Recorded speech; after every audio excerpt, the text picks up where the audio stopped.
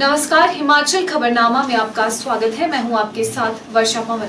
सबसे पहले नजर डालते हैं कुछ खास सुर्खियों पर।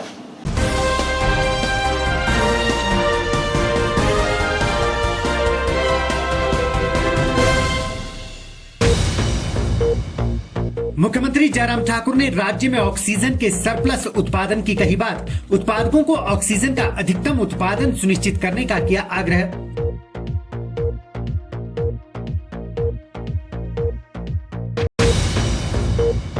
कोरोना कर्फ्यू के दौरान ट्रंप और अमिताभ बच्चन के नाम ई पास जारी किए जाने पर कांग्रेस ने उठाए सवाल।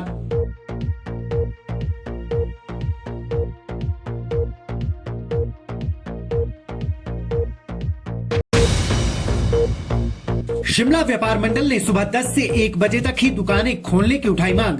कहा, पूरा दिन दुकानें खोलने से कोरोना कर्फ्यू का नहीं कोई औचित्य।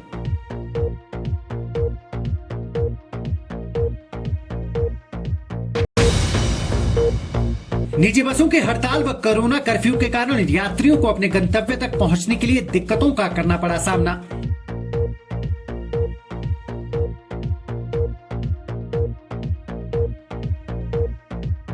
सुर्खियों के बाद अब खबरें विस्तार से। मुख्यमंत्री जयराम ठाकुर ने शिमला से वीडियो कॉन्फ्रेंसिंग के माध्यम से राज्य के ऑक्सीजन उत्पादकों को संबोधित करते हुए कहा कि राज्य सरकार की पहली और महत्वपूर्ण प्राथमिकता स्वास्थ्य चिकित्सा के उद्देश्य से ऑक्सीजन की पर्याप्त आपूर्ति सुनिश्चित करना है, ताकि ऑक्सीजन के कारण किसी को परेशानी न झेलनी पड़े। मुख्यमंत्री ने कहा कि कोरोना महामारी के दौरान इस वायरस के प्रभाव को कम करने के लिए समाज में एक दूसरे की सहायता करना हम सबका दायित्व बनता है। उन्होंने कहा कि राज्य में ऑक्सीजन का उत्पादन सरप्लस है, लेकिन ऑक्सीजन के परिवहन के लिए हमें सिलेंडरों की आवश्यकता है। शिमला से वीडियो कॉन्फ्रेंसिंग के माध्यम से मुख्यमंत्री जयराम ठाकुर ने कहा कि ऑक्सीजन उत्पादकों को राज्य में ऑक्सीजन का अधिकतम उत्पादन सुनिश्चित करना चाहिए, ताकि इसका उपयोग कर मानव जीवन को बचाया जा सके। उन्होंने कहा कि ऑक्सीजन के रिसाव और अपव्यय को भी प्रभावी ढंग से रोकने की आवश्यकता है। मुख्यमंत्री ने कहा कि कोविड-19 मरीजों के लिए ऑक्सीजन की मांग बढ़ने के कारण ऑक्सीजन की खपत भी काफी बढ़ गई है। उन्होंने कहा कि केंद्र सरकार ने राज्य के लिए 15 मीट्रिक टन तरल मेडिकल ऑक्सीजन का कोटा निर्धारित किया है। राज्य सरकार ने इसे बढ़ाकर 30% मीट्रिक टन करने का केंद्र सरकार से मुख्यमंत्री ने कहा कि राज्य सरकार आईजीएमसी के ऑक्सीजन प्लांट की उत्पादन क्षमता को 20 मीट्रिक टन तक बढ़ाएगी। उन्होंने कहा कि इससे राज्य के सबसे बड़े अस्पताल में ऑक्सीजन की आपूर्ति पर्याप्त मात्रा में सुनिश्चित होगी। उन्होंने कहा कि राज्य में अन्य ऑक्सीजन प्लांटों की उत्पादन क्षमता को भी बढ़ाने के प्रयास किए जाएंगे। उन्होंने कहा कि राज्य सरकार ने केंद्र सरकार से मांग को पूरा करने के लिए राज्य को डी टाइप के 5000 और बी टाइप के 3000 सिलेंडर उपलब्ध करवाने का। मुख्यमंत्री जयराम ठाकुर ने कहा कि राज्य में स्थित सभी ऑक्सीजन संयंत्रों को राज्य सरकार बिजली की पर्याप्त और निर्बाध आपूर्ति सुनिश्चित करेगी, ताकि ऑक्सीजन की कमी न हो और ऑक्सीजन का उत्पादन सुचारू रूप से हो। हमारी जो रिक्वायरमेंट है, उस रिक्वायरमेंट के मुताबिक हमको अपना प्लान करना पड़ेगा, क्योंकि अभी इस बात को हम सब लोग देख रहे हैं कि पीक अभी तक शायद ये नहीं है और पीक आना अभी बाकी है। लेकिन हिमाचल का हमने जो पिछला जो अनुभव अपना हमारे सामने है, हिमाचल में कंपैरेटिवली पीक जो है वो थोड़ा देर से आता है। तो ऐसी सूरत में बेड कैपेसिटी बढ़ाने के साथ साथ में हमको सबसे ज्यादा जरूरी है कि ऑक्सीजन की सप्लाई हमारी एक तो मेंटेन रहने के साथ साथ में उसमें हम कितना तेजी से हम आगे बढ़ सकते हैं। लेकिन अब हमारे सामने एक विषय है कि उससे ज्यादा महत्वपूर्ण हमारे लिए आदमी का जीवन हो गया है। मैं आप सबसे यही निवेदन करने के लिए आया हूँ कि बहुत कठिन संकट के दौर में से हम सब लोग इस वक्त गुजर रहे हैं और इस वक्त ऑक्सीजन जीवन के लिए बहुत जरूरी है। वैसे भी ऑक्सीजन के बिना आदमी ऐसे भी जिंदा नहीं रह सकता है, लेकिन ये बनाई हुई ऑक्सीजन जो है आज की तारीख में बहुत ज्यादा महत्वपूर्ण हो गई। उस दृष्टि से आप सबका जो सहयोग मिल रहा है उसके लिए मैं आप सबका धन्यवाद करता हूं और आने वाले समय में भी इस संकट के क्षण में जो भी बेस्ट पॉसिबल सरकार की ओर से हो सकता है वो सरकार करेगी, और जो भी बेस्ट पॉसिबल आप सबसे हो सकता है, किया जा सकता है, वो आप सब लोग करें। ये मुझे आप सबसे निवेदन करें। प्रदेश सरकार द्वारा राज्य में कोरोना कर्फ्यू लगाने का फैसला सभी को भ्रमित करने वाला है, जिसमें अनेकों विसंगतियां हैं। कांग्रेस प्रदेश अध्यक्ष कुलदीप सिंह राठौर का कहना है कि कोरोना कर्फ्यू के दौरान महानायक अमिताभ बच्चन और अमेरिका के पूर्व राष्ट्रपति डोनाल्ड ट्रंप के नाम पर ई पास जारी कर दिए गए हैं, जिससे सरकार की कार्यप्रणाली सवालों के घेरे में है। राठौर ने कहा कि प्रदेश सरकार द्वारा कोरोना कर्फ्यू लगाने का फैसला मजाक बनकर रह गया है। हिमाचल सरकार ने आज से प्रदेश में कोरोना कर्फ्यू शुरू किया है। ये अपने आप में एक बहुत बड़ा मजाक बन के रह गया है। पिछले कल भी मैंने कहा कि इसमें इतनी ज़्यादा विसंगतियाँ हैं, इतना विरोधाभास है, और सरकार हिमाचल प्रदेश में जो कोरोना के मामले बढ़ रहे हैं उन मामलों को लेकर सरकार गंभीर नहीं है। आज जी न्यूज़ द्वारा एक ग्राउंड रिपोर्ट सार्वजनिक की गई कि किस तरह से ई पास बनाने में गड़बड़ हो रही है। डोनाल्ड ट्रंप और अमिताभ बच्चन के नाम पे जो है ई पास जारी किए गए। इसका मतलब है कि कोई क्रॉस चेक नहीं हो रहा।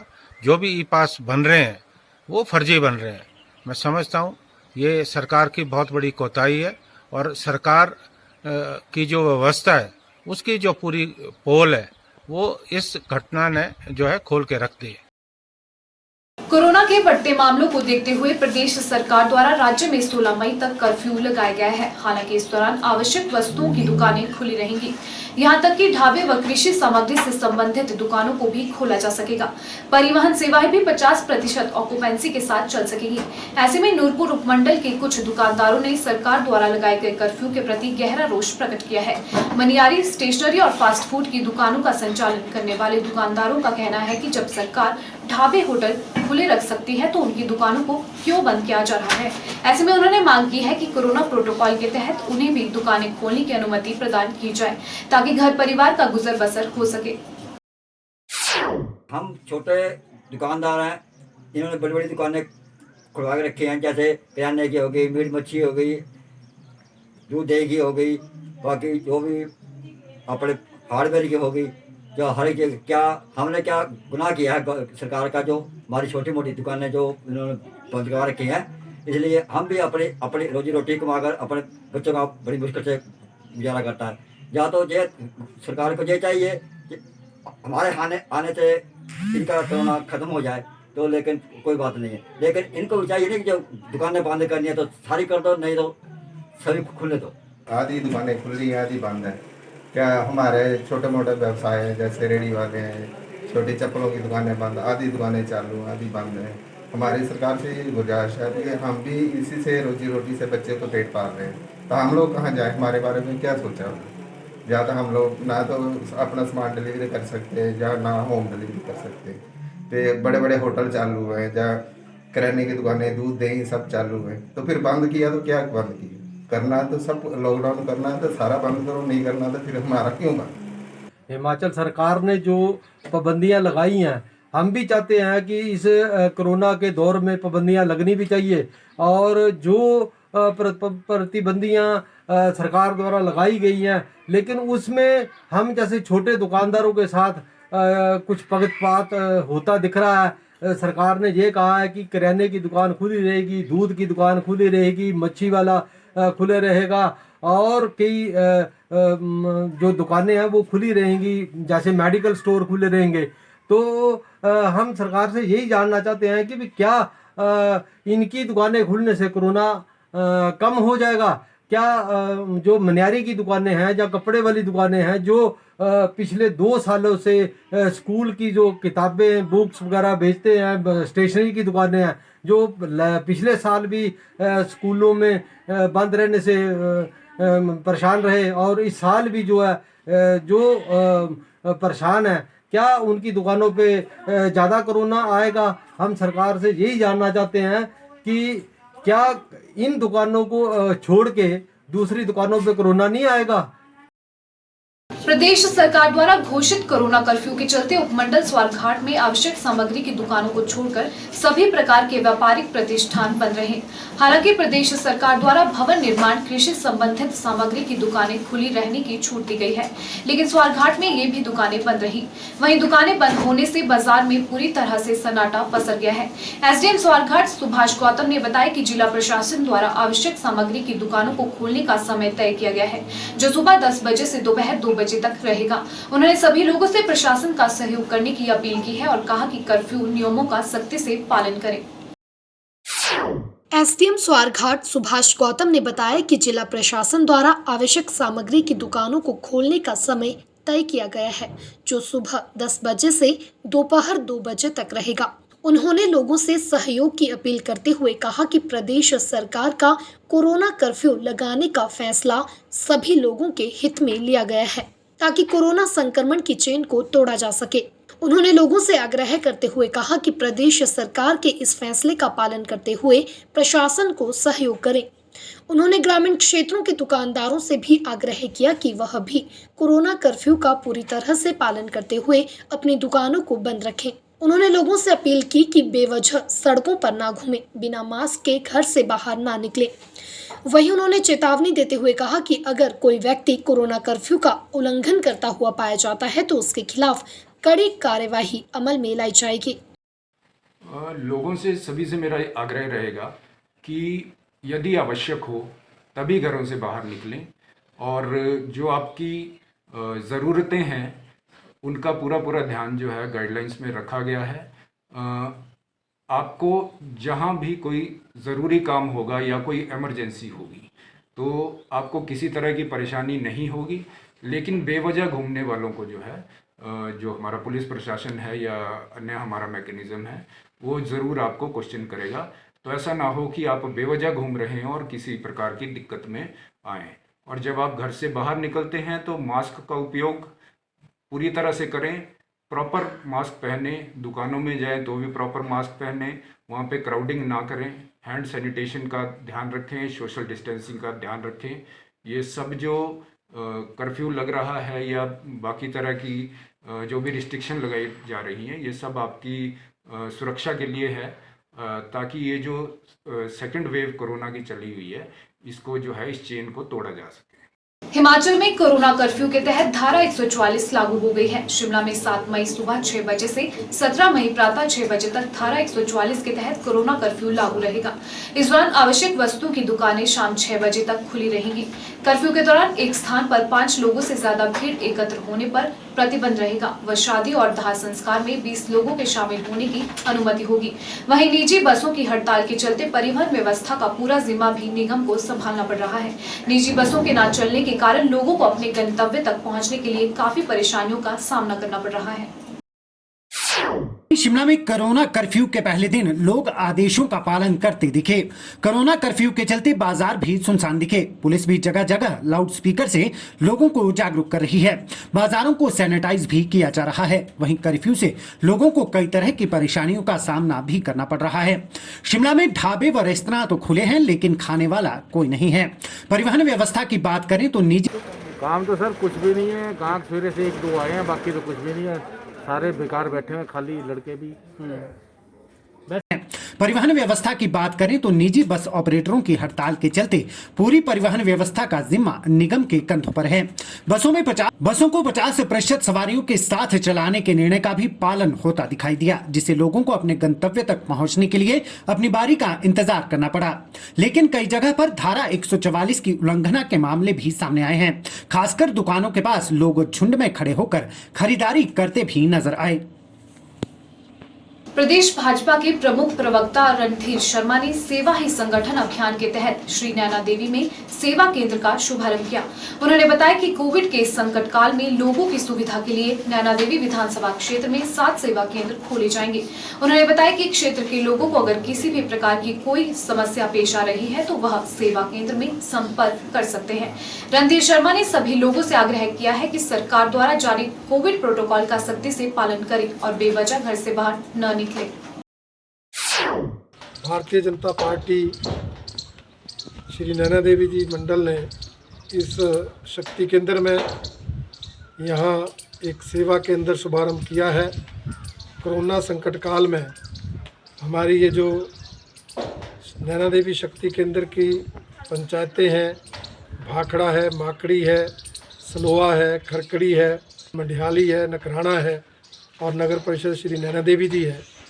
इस सब क्षेत्र की जनता के सहायता करने के लिए कोरोना काल में जो पॉजिटिव पेशेंट है उनको हर दृष्टि से मदद देने की दृष्टि से ये सेवा केंद्र शुरू किया गया है, जिसके लिए हमने यहाँ पर ये कार्यालय खोला है।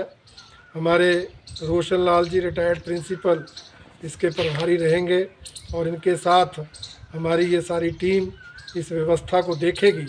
ये लगातार जो हमारे बूथों के अध्यक्ष हैं, पंचायतों के प्रतिनिधि हैं, प्रधान हैं, उप प्रधान हैं, उनसे लगातार संपर्क में रहेंगे और जहाँ भी जिस भी चीज़ की आवश्यकता होगी उसको उपलब्ध कराकर सहायता की जाएगी। और मुझे पूरा विश्वास है कि ये सेवा केंद्र इस क्षेत्र की जो गरीब जनता है उसके लिए सहायक सिद्ध होंगे और जो कोरोना संकट काल में पॉजिटिव पेशेंट आ रहे हैं उनको सहयोग देंगे, ऐसा मुझे पूरा विश्वास है। कोरोना कर्फ्यू के पहले दिन उपायुक्त हमीरपुर देवश्वेता बनिक ने हमीरपुर बाजार का दौरा कर व्यवस्थाओं का जायजा लिया। इस दौरान डीसी हमीरपुर ने सभी दुकानदारों को हिदायत दी है कि सभी कोरोना नियमों का पालन करते हुए ही दुकानों को खोलें। वहीं इसके बाद उपायुक्त देवश्वेता बनिक ने मेडिकल कॉलेज हमीरपुर में निर्माणाधीन कोविड केयर वार्ड की व्यवस्थाओं का जायजा लिया। उन्होंने सभी जिला वासियों से अपील की है कि कोरोना को हल्के में न लें। जिस तरह से मामले बढ़ रहे हैं उन्हें देखते हुए और अधिक एहतियात और सावधानी बरतने की आवश्यकता है। उपायुक्त हमीरपुर देवश्वेता बनिक ने बताया कि कोरोना कर्फ्यू की पालना सुनिश्चित हो सके, इसके लिए प्रशासन पूरी तरह से मुस्तैद है और टीमें जगह जगह पर जाकर निरीक्षण कर रही हैं। उन्होंने कहा कि अगर कोई भी दुकानदार कर्फ्यू नियमों की अवहेलना करता पाया जाता है तो उसके खिलाफ सख्त कार्यवाही अमल में लाई जाएगी। वहीं उन्होंने सभी लोगों से भी आह्वान किया है कि कोविड नियमों का पालन करें और प्रशासन को अपना सहयोग दें। वहीं उपायुक्त ने हमीरपुर मेडिकल कॉलेज का भी जायजा लिया। उपायुक्त देवश्वेता बनिक ने बताया कि अस्पताल में 32 मरीजों के लिए स्पेशल कोविड केयर वार्ड का काम लगभग पूरा हो गया है। उन्होंने बताया कि वार्ड में आईसीयू और मेल फीमेल वार्ड के साथ स्पेशल ओटी भी बनाई गई है। वहीं हमीरपुर में पत्रकारों को कोविड वैक्सीनेशन लगाने की बात पर उपायुक्त ने कहा कि जल्द ही एक कैंप लगाकर पत्रकारों को कोविड वैक्सीनेशन लगवाई जाएगी, जिसके लिए डीपीआरओ की अगुवाई में सारी औपचारिकताएं पूरी की जा रही हैं। हमारे 32 बेड्स के लगभग जो है उसकी पूरी डेडिकेटेड कोविड वार्ड हमारे मेडिकल कॉलेज में स्पेशलिस्ट जहां पे आप लोगों को पूरी तरह से जो है निगरानी में रखेंगे। जो ज़्यादा सीरियस मरीज़ हैं उनके लिए पूरा आज हम खड़े हैं जहां पे वो आईसीयू बनाया गया है। और सबसे बड़ी बात है कि इसमें हमारा एक अपना डेडिकेटेड ऑक्सीजन प्लांट है, वो पूरी तरह से तैयार हो चुका है, वो फंक्शनल है और उसकी जो है पूरी टेस्टिंग चल रही है इस समय पे जब हम बात कर रहे हैं। और साथ ही उसके साथ बैकअप के लिए मैनीफोल्ड की सप्लाई है, जहां पे अलग से ऑक्सीजन का रिजर्व रखा गया है कि किसी कारण से प्लांट ट्रिप होता है तो भी जो है सप्लाई में बाधा नहीं आएगी। तो ये सारी ऐसी परिस्थितियों के बावजूद जो है, जो सबसे हमारा बड़ा प्रायोरिटी था ये पीएसए प्लांट और वार्ड को ऑपरेशनलाइज करना, वो कार्य जो है वो पूरा हो गया है कि सभी जो है हमारी ओटी तक जो है अंदर रहेगी, ताकि कोई भी ऐसा सीरियस पेशेंट हो जो कोविड का मरीज़ हो और साथ साथ में उसको कोई सर्जिकल प्रोसीजर की ज़रूरत हो तो उसके लिए भी उसको इधर उधर कहीं और जाना ना पड़े और यहीं पे जो है उसका ऑपरेशन या इस तरह की सर्जिकल प्रोसीजर भी हो जाए। शिमला जिला के रामपुर व आसपास के इलाकों के लोग कोरोना से जंग लड़ने में काफी सफल हुए हैं। पिछले एक साल के भीतर 1450 लोग कोरोना संक्रमित हुए, जिनमें से 1220 लोग कोरोना की जंग को जीत चुके हैं। वहीं अभी तक कोरोना से 26 लोगों की मौत भी हो चुकी है। एसडीएम रामपुर सुरेंद्र मोहन ने बताया कि रामपुर उपमंडल में कोरोना टेस्टिंग प्रक्रिया पिछले साल 26 अप्रैल से शुरू हो गई थी और अब तक 26,000 लोगों का कोरोना टेस्ट किया जा चुका है। उन्होंने सभी लोगों से अपील की है कि कोविड नियमों का सख्ती से पालन करें और प्रशासन को अपना सहयोग दे। 26,000 में से 1400 लोग ही अभी तक पॉजिटिव आए हैं और 1400 लोगों में से भी लगभग अभी जो मृत्यु हुई है वो लगभग 26 लोगों की हुई है। बाकी लोग तो सारे ठीक हुए हैं, तो काफ़ी अच्छा रिकवरी रेट है ना। तो और आई थिंक लोगों ने भी काफ़ी सहयोग किया है। लोग इस बात को समझे हैं कि हमें जो कोरोना के दिशा निर्देशों की पूर्ण रूप से अनुपालना करनी है और लोगों ने अपना भरपूर सहयोग दिया। प्रदेश में कोरोना के कहर के चलते 16 मई तक कोरोना कर्फ्यू लगाया गया है। शिमला जिला प्रशासन ने आवश्यक वस्तुओं की दुकानों को खोलने का समय शाम 6 बजे तक रखा है, जिस पर शिमला व्यापार मंडल के पदाधिकारियों ने नाराजगी जताई है। व्यापारियों ने आवश्यक वस्तुओं की दुकानें खोलने का समय 10 से 1 बजे तक निश्चित किए जाने की मांग की है, ताकि लोग पूरे दिन बाजार में न घूम सके और कोरोना संक्रमण के फैलाव को भी रोका जा सके। शिमला व्यापार मंडल के अध्यक्ष इंद्रजीत सिंह व अन्य व्यापारियों का कहना है कि व्यापारियों में दुकानें खोलने को लेकर असमंजस की स्थिति बनी हुई थी, जिसको लेकर वे उपायुक्त से भी मिले हैं। उन्होंने कहा कि शिमला में दुकानों को अधिक समय के लिए नहीं खोला जाना चाहिए, दुकानों को 10 से 1 बजे तक ही खोलने की अनुमति होनी चाहिए। उन्होंने कहा कि जिन व्यापारियों की दुकानें बंद है उन्हें राहत दी जानी चाहिए। दुकानदारों के कूड़े, बिजली के बिल माफ किए जाने चाहिए। पिछले लॉकडाउन में भी व्यापारियों को कोई राहत नहीं मिली थी। दुकानों पर काम करने वाले स्टाफ की 50% सैलरी सरकार को वहन करनी चाहिए, ताकि उन्हें किसी प्रकार की मुश्किलों का सामना न करना पड़े। उन्होंने कहा ताकि उन्हें किसी प्रकार की मुश्किलों का सामना न करना पड़े। उन्होंने कहा कि जो समय अभी दुकानों को खोलने का है यह अधिक है, इससे कर्फ्यू का औचित्य खत्म हो जाता है। वहीं अन्य जैसे कि टाइमिंग को लेके अब इन्होंने किराना शॉप, सब्जी शॉप जो है ये शाम को 6 बजे तक खोल के रखी है, तो जो कि जिसका कोई औचित्य नहीं है। अननेसेसरी लोग बाज़ारों में देर समय तक घूमते रहेंगे। हम चाहते थे कि जो डेली नीड्स या इस तरह की शॉप्स भी थी उनका भी एक टाइमिंग होनी चाहिए, वो 1 बजे तक होना चाहिए, क्योंकि अगर लॉकडाउन है तो कंप्लीट लॉकडाउन होना चाहिए। इसके अलावा इन्होंने ऑनलाइन जैसे ई कॉमर्स जो कंपनीज़ हैं, फ्लिपकार्ट, अमेज़ॉन, उनके जो ऑफिसेज़ खुले रखे हैं और उनके जो डिलीवरी बॉयज़ हैं घरों में डिलीवरी कर रहे हैं। एक तरफ तो हम पहले ही अपनी आर्थिकी से जूझ रहे हैं, हमारा व्यापार ऑफलाइन व्यापार इन्होंने सारा बंद करा दिया और ऑनलाइन व्यापार शुरू कर दिया, और उनके भी लोग हर घर में घूम रहे हैं। और शिमला में आज जो स्थिति है, हर घर में कोई ना कोई संक्रमित व्यक्ति है, तो एक घर से दूसरे घर वो डिलीवरी करने जा रहे हैं और वो संक्रमण फैलने का भी एक कारण हो सकता है। तो हमने उपायुक्त महोदय को बोला कि ये जो है ऑनलाइन भी बंद होना चाहिए जब तक हमारा ऑफलाइन बिजनेस नहीं खुलता। ये एक था, तो उन्होंने कहा कि वो माननीय मुख्यमंत्री तक हमारी बात पहुँचाएंगे, और उन्होंने कहा कि अगर आपको भी मौका मिलता तो आप भी मुख्यमंत्री से स्वयं भी मिल लें। वहीं अन्य व्यापारियों ने भी दुकानें खोलने के समय को कम करने की मांग की है। सारे पानवाड़ी जितने भी है सब खुले, पूरी दुकानें खोली हैं। केवल सरकार ने दूध और ब्रेड की ही छूट दी है, ना कि बाकी सामान की, ये आपके चिप्स बेचने की, बिस्कुट बेचने की। ये एसेंशियल सर्विस में नहीं है। सिगरेट, बीड़ी एसेंशियल सर्विस में नहीं है। आप वो भी सब कुछ बेच रहे हैं ये लोग। और कपड़ा व्यापारी, जूता व्यापारी, ये सब बेचारे बंद करके घरों में बैठे हैं। इतने गवर्नमेंट को टैक्स भी हम लोग दे रहे हैं, उसके बाद भी हम लोग रोड पर घूम रहे हैं, घरों पे कैद हैं हम।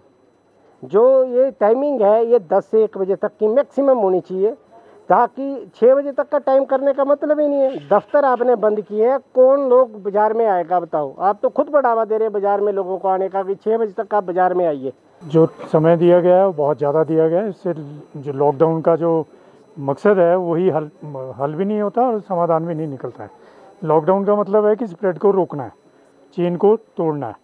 अगर इतना समय आप लोगों को घूमने फिरने के लिए देंगे तो चेन कैसे टूट सकती है? और वैसे भी अगर आप देखें तो व्यापार की दृष्टि से भी 6 बजे तक दुकानों को खुला रखने का कोई औचित्य नहीं। ज़्यादा से ज़्यादा 1 बजे तक समय किया जाता तो ज़्यादा अच्छा रहता। 10 से 1 या दूध और ब्रेड के लिए 8 से 1 ऐसा किया जाना चाहिए था। और हर तरह की छूट दी गई है कुछ व्यापारियों के लिए, वो भी मैं उससे सहमत नहीं हूँ। सरकार से अनुरोध ये है कि इसको रोकने के लिए जो आपने बंदिशें लगाई है इसके ऊपर दोबारा गौर किया जाना चाहिए। जो बंदिशें लगाई है उससे कोरोना रुकने वाला नहीं है। और जहाँ तक हमारे ट्रेड की बात है, हॉस्पिटलिटी, होटल एंड हॉस्पिटलिटी की बात है, टूरिज्म की बात है, ये पिछले 1 साल से जो हमारा बिजनेस बिल्कुल ख़त्म हो चुका है। और आज ये हालत हो चुकी है कि हमारे जो लोग, जो टैक्सी ऑपरेटर हैं, जो ड्राइवरों को भी तनख्वाह भी दे रहे हैं, और जो ट्रैवल एजेंट्स हैं जिनकी टर्नओवर पहले 50-60 लाख रुपए साल की होती थी, आज उनकी टर्नओवर जो है रह के 10,000-20,000 तक रह गई है। शॉप्स खुली हैं, इनके टाइमिंग जो हैं ये बहुत अधिक हैं, क्योंकि बहुत लिमिटेड लोग बाज़ार में आ रहे हैं, बहुत ही लिमिटेड। तो इतना जो हमारे पास वर्कर हैं वो भी स्टेक पे हैं, उनके लिए भी तो ये टाइम जो है इसको और कम कर देना चाहिए। 6 बजे तक बैठने का कोई औचित्य नहीं लगता। प्रदेश में कोरोना संक्रमण की चेन तोड़ने के लिए राज्य मंत्रिमंडल द्वारा लगाए गए कोरोना कर्फ्यू पर माकपा विधायक राकेश सिंघा ने सवाल उठाए हैं। उन्होंने कहा कि धारा 144 लागू करना मंत्रिमंडल के अधिकार क्षेत्र से बाहर है।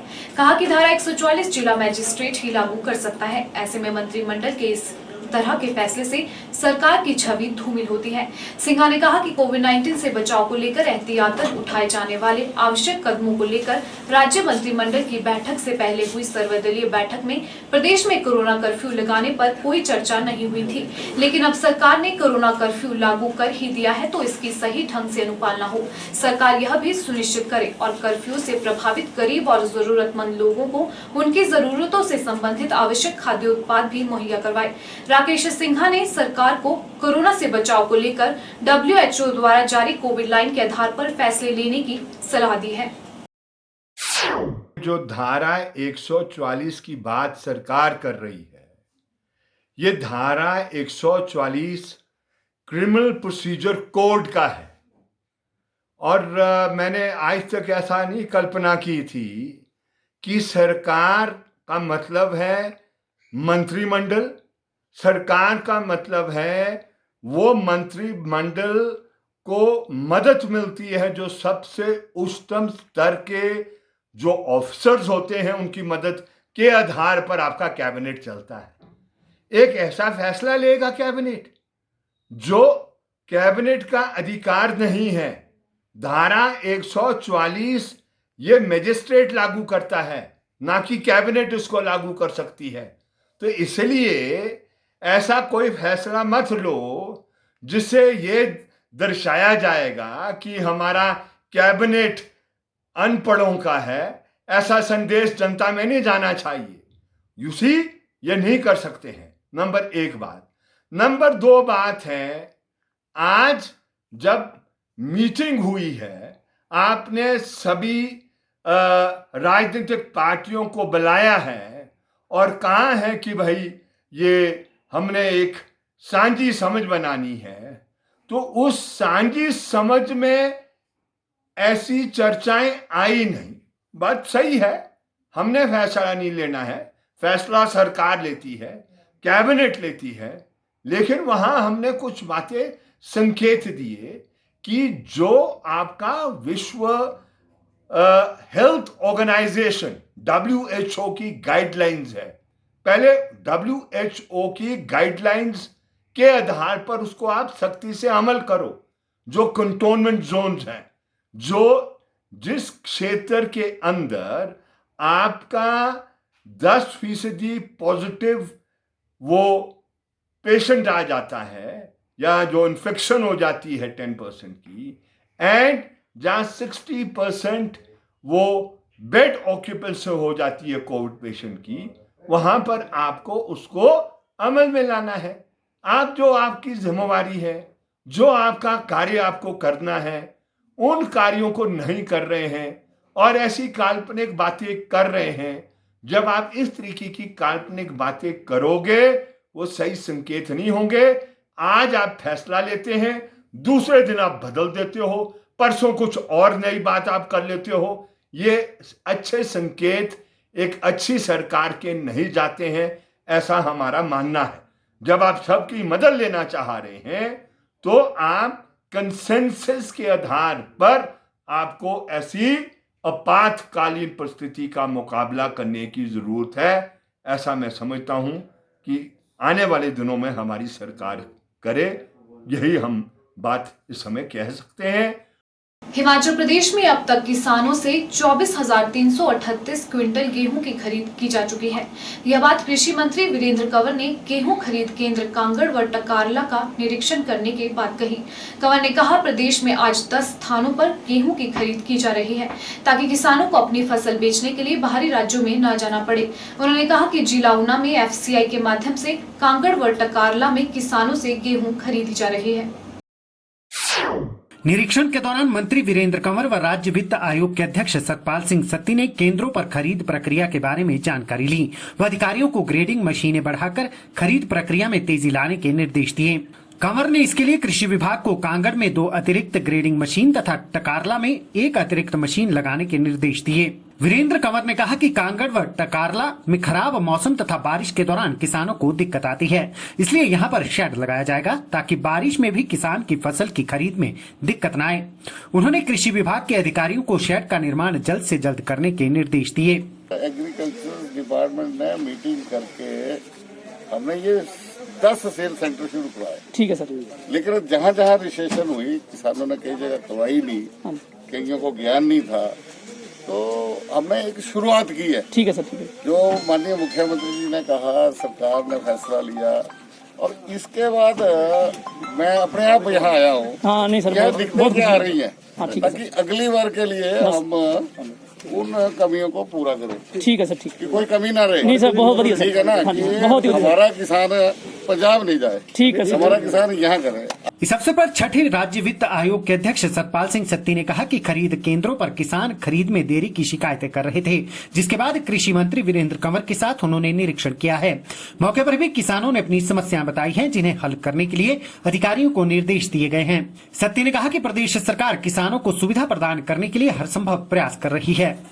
कालका शिमला हेरिटेज रेलवे ट्रैक पर चलने वाली गाड़ियों में यात्रियों की संख्या में भारी कमी को देखते हुए रेलवे बोर्ड ने आगामी 9 मई से रेल मोटर कार गाड़ी और फेस्टिवल स्पेशल को बंद करने का निर्णय लिया है। कालका शिमला ट्रैक पर पहले ही विस्टाडोम शिवालिक एक्सप्रेस का संचालन बंद किया जा चुका है। अब कालका और शिमला के बीच सिर्फ एक गाड़ी कालका शिमला स्पेशल चलेगी। कालका शिमला हेरिटेज रेलवे ट्रैक पर चलने वाली गाड़ियों में यात्रियों की संख्या में भारी कमी को देखते हुए रेलवे बोर्ड ने आगामी 9 मई से रेल मोटर कार गाड़ी और फेस्टिवल स्पेशल को बंद करने का निर्णय लिया है। बता दें, कोरोना के बढ़ते मामलों को देखते हुए पर्यटकों ने अपनी रेल की बुकिंग कैंसिल करवाना शुरू कर दिया था, जिसके चलते हेरिटेज मार्ग पर चलने वाली 2 रेलगाड़ियों, रेल मोटर कार व फेस्टिवल स्पेशल रेलगाड़ी के रूट आगामी आदेशों तक रद्द कर दिए गए हैं। राजधानी शिमला स्थित उत्तरी रेलवे स्टेशन के स्टेशन अधीक्षक जोगिंदर सिंह ने बताया कि कोरोना के बढ़ते मामलों के चलते पर्यटकों द्वारा रेल की बुकिंग कैंसिल कर दी गई थी व सवारियां न होने की वजह से शिमला से कालका चलने वाली 2 रेल के रूट आगामी आदेशों तक बंद रखे गए हैं। स्टेशन अधीक्षक जोगिंदर सिंह ने बताया कि शिमला से सुबह 10:40 पर चलने वाली फेस्टिवल स्पेशल रेलगाड़ी को 9 मई व रेल मोटर कार जो कि सुबह 11:40 पर शिमला से कालका को रवाना होती है, उस रूट को 10 मई से आगामी आदेशों तक बंद रखा जाएगा। वहीं इसके अलावा शिवालिक, डिलक्स व विस्टाडोम रेल के रूटों को भी पहले ही रद्द कर दिया गया था। स्टेशन अधीक्षक ने रेल के रूटों को कैंसिल करने का मुख्य कारण सवारियों का न होना बताया। उन्होंने बताया कि कोरोना की आगामी परिस्थिति को देखते हुए ही इन रेलगाड़ियों को चलाया जाएगा। वहीं उन्होंने बताया कि वर्तमान समय में शिमला कालका हेरिटेज मार्ग पर एक ही रेल, जिसे फेस्टिवल स्पेशल के नाम से जाना जाता है, उसे ही चलाया जा रहा है। देखिए, 9 तारीख से जो है हमारी 2 गाड़ियाँ कैंसिल हो रही हैं। एक तो हमारी रेल मोटर कार है, जिसका यहाँ से शिमला से चलने का समय जो था वो 11:40 पे जाती थी, और एक गाड़ी जो है 45:16, जिसका शिमला से चलने का समय जो था वो 10:40 था, 10:40। तो ये 2 गाड़ियाँ हमारी कैंसिल हुई हैं 9 तारीख से। इसके अलावा हमारी पहले भी 2 गाड़ियाँ हमारी कैंसिल हुई, एक शिवालिक डिलक्स और विस्टाडोम।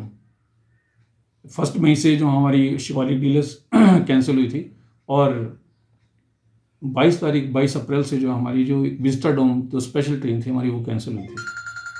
तो ये मेनली जो है हमारी प्योर ऑक्यूपेंसी के कारण जो ट्रेनें कैंसिल हुई हैं।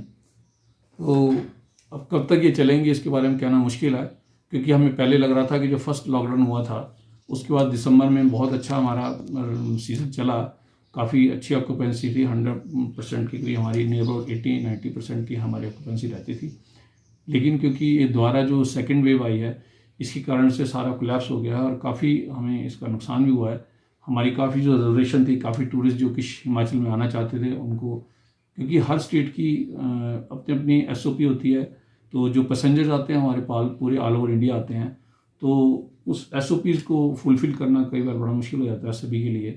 तो कोरोना जो हमारा कोविड-19 के जो हमारे इन व्यू ऑफ कोविड-19 जो है, तो इस कारण से पैसेंजर्स को काफ़ी दिक्कत आ रही थी जो टूरिस्ट हो, तो इसी वजह से हमारी काफ़ी पूर ऑक्यूपेंसी थी, सभी लोगों ने अपनी रिजर्वेशन कैंसिल करवा ली। तो अल्टीमेटली हम लोग को जो 2 ट्रेन है ये कैंसिल करनी पड़ी। जिला मुख्यालय नाहन के व्यापारी सरकार द्वारा कोरोना कर्फ्यू में दी गई ढील से नाखुश नजर आ रहे हैं। व्यापारियों का कहना है कि कोरोना कर्फ्यू के दौरान बड़ी संख्या में लोग बाजारों में पहुंच रहे हैं। ऐसे में केवल दूध व सब्जी विक्रेताओं की दुकानों को दिन में 2 घंटे खोलने की अनुमति दी जानी चाहिए। व्यापारियों ने सरकार से कर्फ्यू के दौरान सख्तियां बढ़ाने की मांग की है, ताकि बढ़ते कोरोना संक्रमण को रोकने में कोरोना कर्फ्यू कारगर साबित हो सके। ये बिल्कुल जायज़ नहीं है। यदि सरकार को कोई भी निर्णय लेना हो, व्यापार मंडल को बीच में लेकर करना चाहिए। जैसे कि सरकार ने पहले 2 दिन का लॉकडाउन किया, सैटरडे संडे, तो वो कामयाब लॉकडाउन हुआ क्योंकि टोटल बाज़ार बंद था, कोई आवाजाही बाज़ार के बीच में नहीं थी। आज क्या है, आपने लॉकडाउन तो किया है लेकिन 70% बाज़ार खुला है, 30% बाज़ार बंद है। अब जिन लोगों को बंद किया गया है उनके भी आफ्टर ऑल 3-3 4-4 नौकर हैं, उनकी तनख्वाहें भी देनी है, सब कुछ देना है, उनके नौकर भी चले जाएंगे, क्या करेंगे वो बेचारे। इस वास्ते इसलिए सरकार को चाहिए कि बेशक 2 दिन का लॉकडाउन करें लेकिन स्ट्रिक्टली टोटल बंद होना चाहिए। ये नहीं आधा खुला आधा बंद, कोई आ रहा है कोई जा रहा है, आवाजाही बिल्कुल बंद होनी चाहिए और प्रशासन को कठोर कदम उठाने चाहिए इसके लिए। इसमें सर होना चाहिए तो सारा बंद होना चाहिए, आवाजाही तो कोई बंद नहीं हुई ना।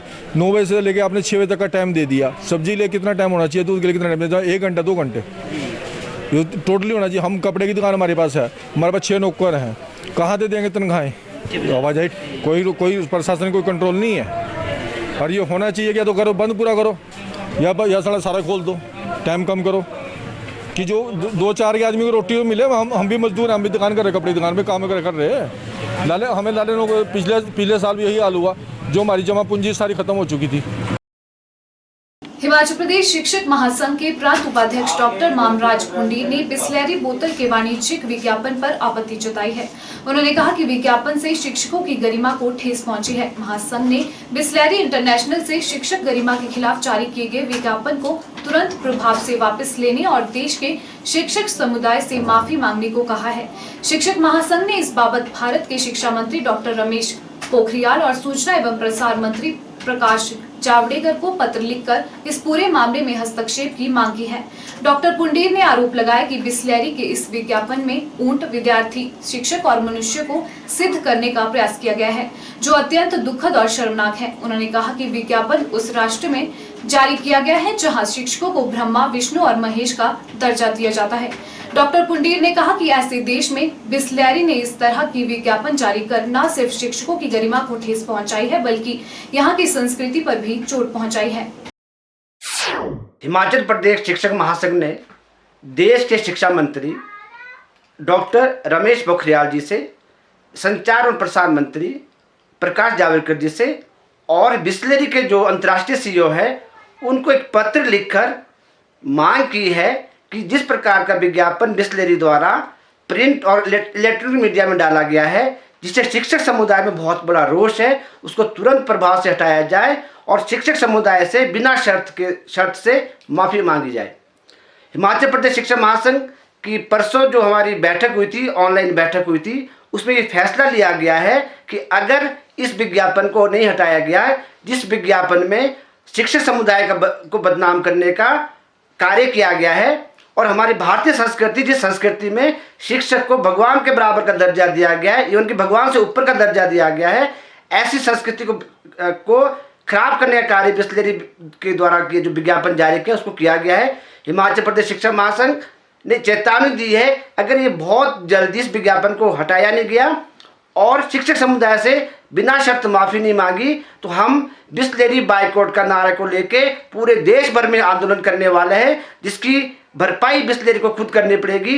इसलिए हमने चेतावनी देते हुए कहा है, आज एक पत्र जो है ईमेल के माध्यम से हमने भेजा है और साथ में मांग की है कि इस प्रकार के विज्ञापन को तुरंत प्रभाव से हटा देना चाहिए और जिससे शिक्षक समुदाय में बहुत बड़ा रोष पैदा हुआ है। हिमाचल खबरनामा के इस अंक में इतना ही। नमस्कार।